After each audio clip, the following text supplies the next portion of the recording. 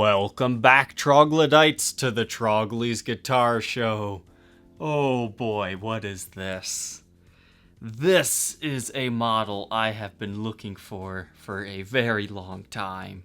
It's something many people have not even heard of, let alone do they know that there's 10 different iterations of this. This is the Gibson M3, and it has to be Gibson's best Super Strat they ever made. So before we get into the nitty-gritty details of the M3, let's first learn about Gibson's Super Strats. Here we go. The very first Gibson attempt at a Super Strat. It is known as the Gibson Victory series.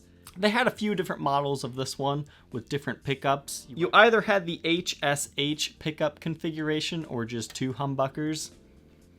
But you can learn all about these guitars in this other video. A lot of people do make the argument that these are not actually Super Strats. These things, in my opinion, they're more so trying to be an actual Stratocaster. And the reason why people don't consider them Super Strats is because you don't have a tremolo unit. Some of them will have Kahlers though.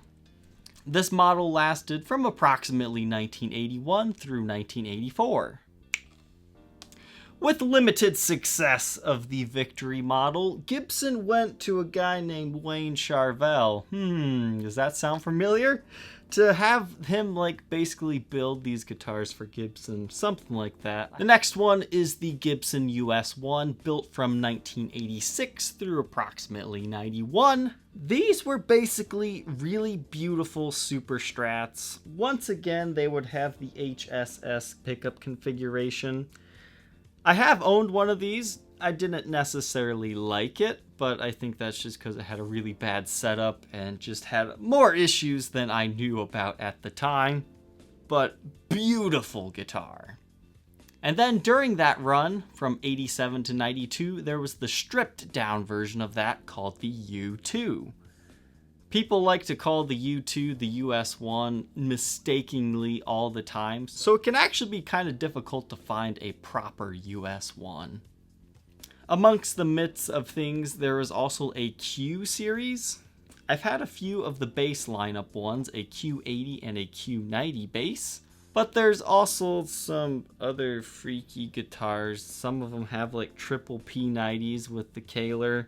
They're kind of a clunky body design, and they have this hockey stick headstock. They're quite bizarre looking. Not a huge demand for those guitars out there besides, the collectible value. And then we get this masterpiece. This guitar. It might not be the most pretty thing in the world, but let me tell you, the very first time I bought one of these guitars, instantly I knew, holy cow, there is something about this design. This super tall fin might not look comfortable. It might look out of place. But holy crap, this is one of the nicest playing Gibson guitars you can have. Alright, first off, 25.5-inch scale length, so that's completely different from Gibson.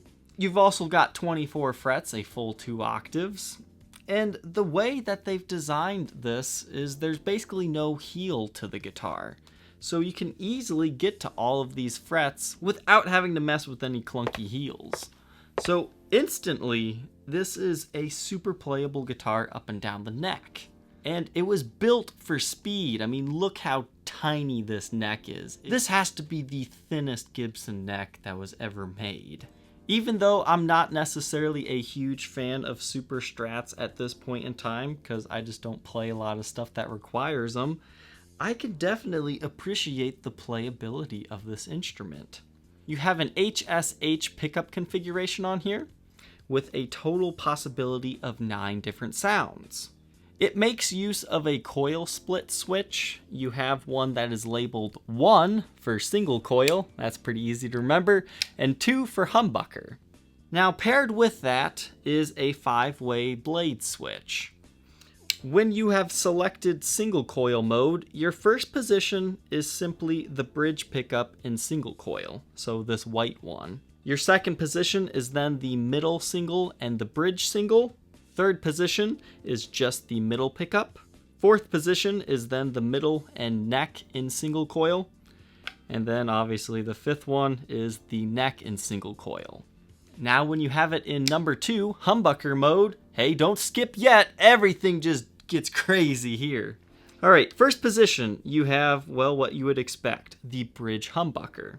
Second position, you have both of the humbuckers on, so it's basically your standard middle position for Gibson. Third position is just the neck pickup, and here's where things get just bizarre. The fourth position is the neck pickup again, but with what they called enhanced tone. If you go into the back of the control cavity, you can see on the tone pot there's something sitting on top of it. It kind of looks like what a normal push-pull type pot would be. But what this position does, to my ears anyways, is it's like instant jazz sound. It's the neck pickup, but with all of your treble rolled off like the tone knob usually does. Now that's not exactly what it's doing, because you can actually compare it by selecting your third position and rolling the tone completely off. And I compared those two. They're similar sounding, but not quite the same. But what's position 5 supposed to do? Is it the same thing for the bridge pickup? No. It's just a standby phase. It completely cuts out the sound of this guitar. Now you might think that's dumb, and I can see why you might think that, but what this is good for is you can do that like phaser stuff. It's basically a kill switch.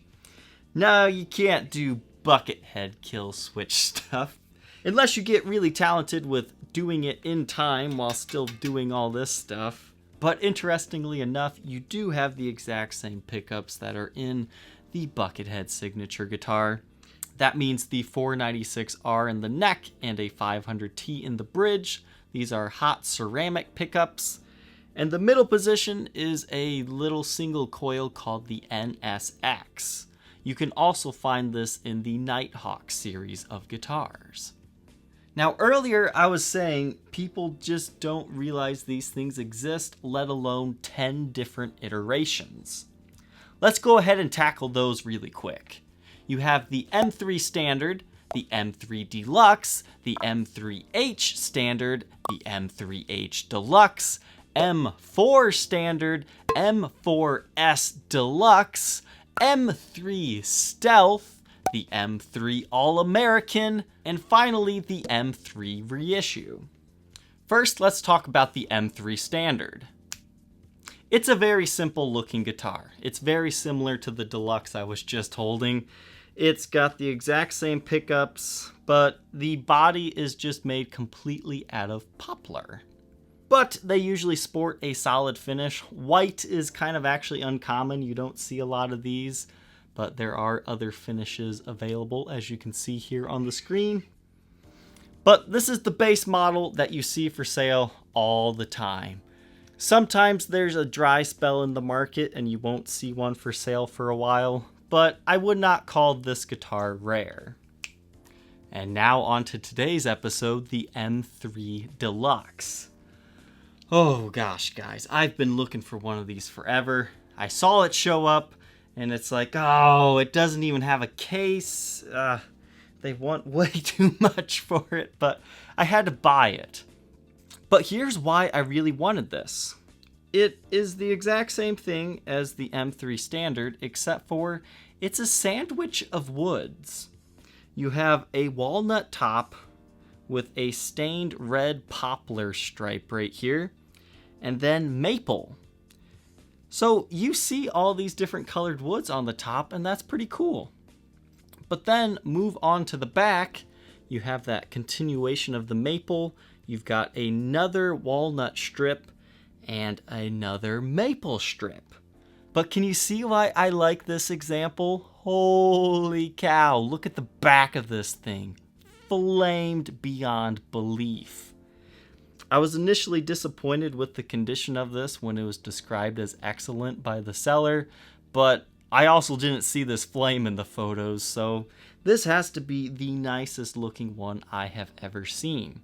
If that's not enough to have that flamed maple on the back, you also have a very nice flamed maple neck. And if that's not enough for you, hey, even the fretboard has flames. This guitar is on fire. But that's basically all that's special about the M3 Deluxe. You don't have any fancier electronics in here. It's just, instead of just poplar, you have a bunch of other traditional woods sandwiched in here, which I think gives it a really interesting vibe. The M3H standard is kind of like these, but just imagine that you don't have that single coil, so it's just a 2 humbucker configuration. And take away the blade switch and swap this for like a 3-way toggle. However, you can still coil tap with a push-pull pot. Then we'll move on to the M4s. I did not know the M4 existed. I really didn't until I started doing research on this model. The M4 Standard has an ebony fingerboard and a Steinberger jam trem on it. And I guess besides that, it is the same as the M3 Standard. But here's where things get really interesting. The M4S Deluxe. Those puppies get a black limba body. And limba, if you don't know, that's kind of fancy original terms for Carina. So it's not the nice white Carina stuff that you're used to seeing on like vintage Explorers. It's kind of got a darkness to it, but I just think a Carina bodied one of these, I like the idea of that. And the M3 Stealth is also made of that same black limba wood, except for instead of the Steinberger, you have the Floyd Rose branding on it. So those 8 were the end of the initial lineup of these guitars. Even though they were done around 1994, they reissued them in 1997 with the All-American series. I've never seen one of these things for sale, but wow, they are freaky. So you've got the M3 body design, right? But now imagine triple humbuckers. Brand new styled headstock. You don't have this reverse Explorer type headstock anymore. It's some other freaky thing. And you have Steinberger gearless tuners. Some people really dig those things. And you have the Steinberger tremolo unit on them. And then finally, not too long ago, 2013, Gibson was like, let's reissue this guitar. Now this time, instead of a poplar body, they gave them a mahogany body. So that's a much more traditional tone wood for Gibson to be using. And instead of this Gibson branded made by Schaller Floyd Rose, they have an actual Floyd Rose on it. And surprisingly, even though they still make the 496R 500T pickup combination, they went for dirty fingers pickups. And they have a coil split knob instead of this little switch. So that's kind of a brief rundown of Gibson Super Strat history as well as the M3 history. I am really glad I got to showcase this guitar. It's one I've been looking for, and I don't think I could have found a nicer example. All this flamed maple. This guitar, it just plays so beautifully. It does all the Super Strat things you want, but it still maintains that Gibson flair of just having ridiculously nice wood. The Deluxe models definitely got choice aspects to them as far as wood quality goes. So if you see an M3, do yourself a favor. Even if you're not necessarily into Super Strats, you don't use a Floyd Rose or anything that often, give them a chance. They play surprisingly well. So now that I've talked about it, let's go ahead and hear how this one sounds.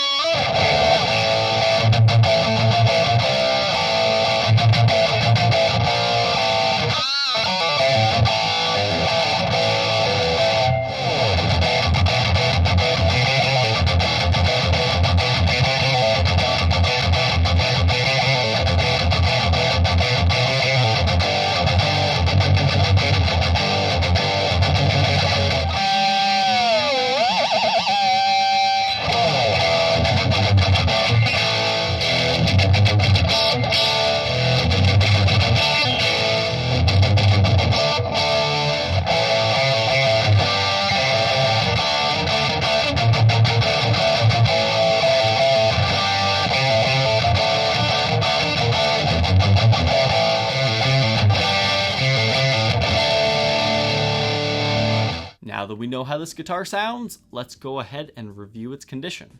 Alright, so this is the first M3 Deluxe I've seen for sale in about 3 years. Beggars can't be choosers in this situation. This has definitely been a played guitar. You've got some scratches on the face of the headstock. You've kind of got some edge wear with some nicks and dings. But this is a heavily aged example. You can see how golden the lacquer has turned. You have a locking nut, and you can see where the lacquer on the maple fretboard is kind of chipped a little bit by that locking nut. I'm not sure if that means this nut has been replaced at some point in time, but err on the side of caution of that, because I don't have a lot of experience with these guitars as far as knowing what is original. That's the only thing I think that is a possibility that could have been replaced. And one of the springs inside the tremolo cavity looks suspicious to me.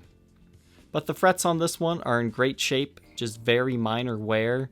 You don't have any wear to the fretboard, which is awesome. You have your arrowhead black pearl inlays here with, once again, gorgeous flame in the maple fretboard. All of the visible parts of maple on this thing are very nicely figured. You do have your original pickups in here. Again, 496R, 500T, NSX. You've got some scratches and very light nicks and dings on the body. I mean, nothing extreme, but I don't want you to think this is a mint condition collectible. If you are a collector of these kind of bizarre Gibsons and you've been looking for one of these and it has to be mint condition, yeah, good luck ever finding that, but I think this thing is in presentable condition. Back of the headstock, hey, it looks like a normal Explorer now. Serial number 924178, which makes it a 1991 model, made in USA. You can see some light dings around the headstock here, but no breaks, cracks, or repairs, thankfully. Super thin maple neck on this thing. I mean, this is definitely a shredder's neck. And again, you've got some pretty decent figuring here as well, too. It's quite a nice example here. Some areas are more flamed than others, like you kind of got a slight dead spot right here, but heavily flamed here, heavily flamed there. Then once you get to the back, this is the part where you fall in love with this guitar. This is great for someone who likes a nice plain top, but can also appreciate flame. It's the best of both worlds. You got it everywhere. Now you've got some buckle worming marks on the back control plates here, as well as some light nicks and dings on the back, but this portion of maple does not have any flame, but you got some nice wood grain at least.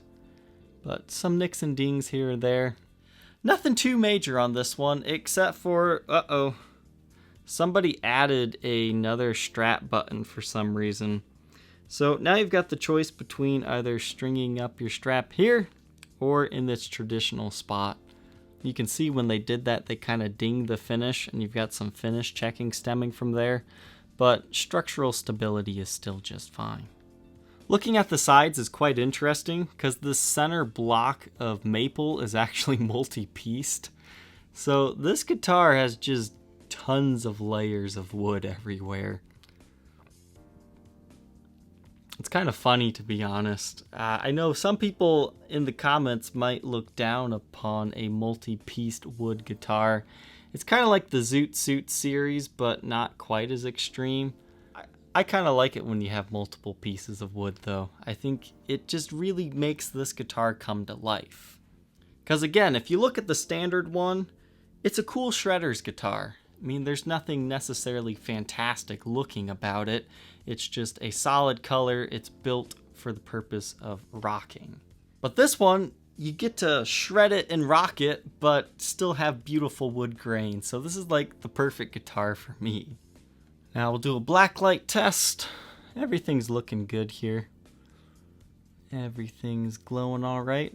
I think the worst thing condition-wise on this guitar is this ding right here. It's kind of annoying that it's there, but hey, there could be worse things.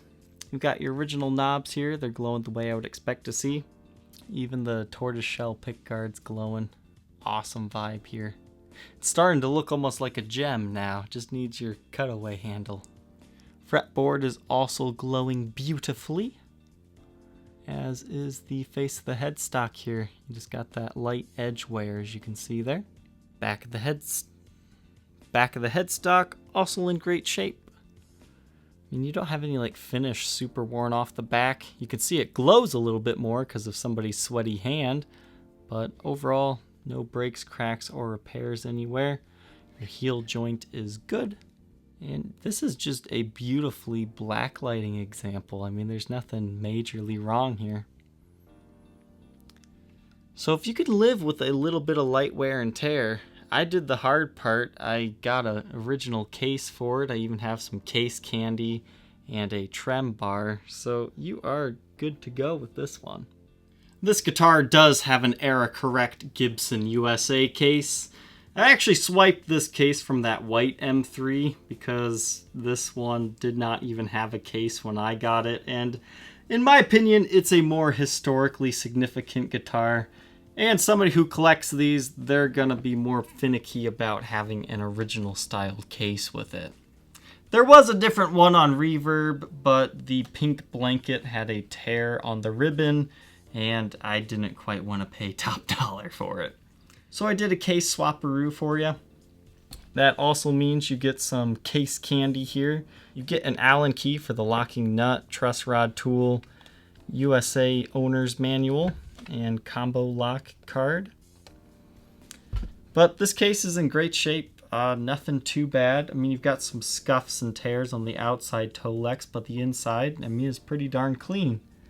And your pink blanket is still present and functioning, covers the guitar great. If you think you might be interested in owning this highly flamed, hard to find M3 Deluxe, check out the link in the description that will take you to its for sale ad.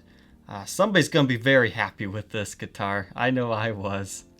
Alright, thank you Troglodytes for watching. Don't forget to like, comment, and subscribe. And we will see you tomorrow on the next episode. Take care.